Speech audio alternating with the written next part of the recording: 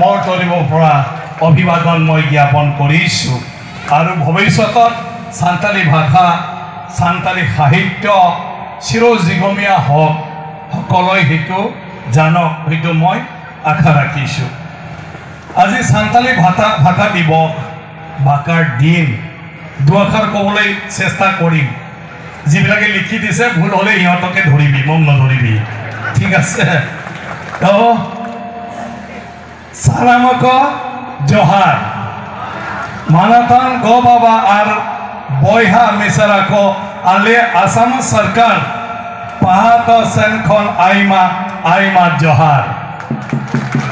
আজি গণ্ডগোল আছে, মোৰ লগ নহয়। ইয়া অপেক বাদাই না হ্যাঁ ইফালে নোৱাৰে এইটো এয়া আপেন বাদাই ময়ো অসমীয়া ইমান ভালকৈ নাজানো। উচিত এয়া যে সান্তালী ভাষাতে অল পাৰোহাও সিয়াক রিয়াক দাও আসাম সরকার এমন কপিয়া সান্তালী গো ফার্সিতে অল পায়ো হাত রিয়াক দাও পে ক্রাম ন্যাম কেদো নে ইয় হ আমি আর কি হল এইটো আদি কৌশে কই ইকাও কেদা হইছে না হওয়া নাই। फारसी ताहेन खान की जाति से ताहेना तिहिन आपे संगते ताहो खाते गत जिल आड़ रक्ष उतुत जम खाते आती कुसी आड़ रास कहे बुझाओ केदा इमान सहज নহয় সান্তালী ভাষা কিন্তু এটা মাধ্যম হয় আমি লাহে লাহে বুজি পাম। মা আপে যত কুকি জহার মানে বহুত দিগদাৰ এতিয়া লাহে লাহে শিকিব লাগিব আৰু এতিয়া অল শিকি স্ক্ৰিপ্টত আমি শিকিব লাগিব। মই একো সহায় কৰিব নোৱাৰো, মাত্ৰ এটাই অল শিকি আখৰ শিকাৰ কাৰণে মই সান্তালী সাহিত্য সভাত 5 লাখ টকা দি আছো আপোনালোকক।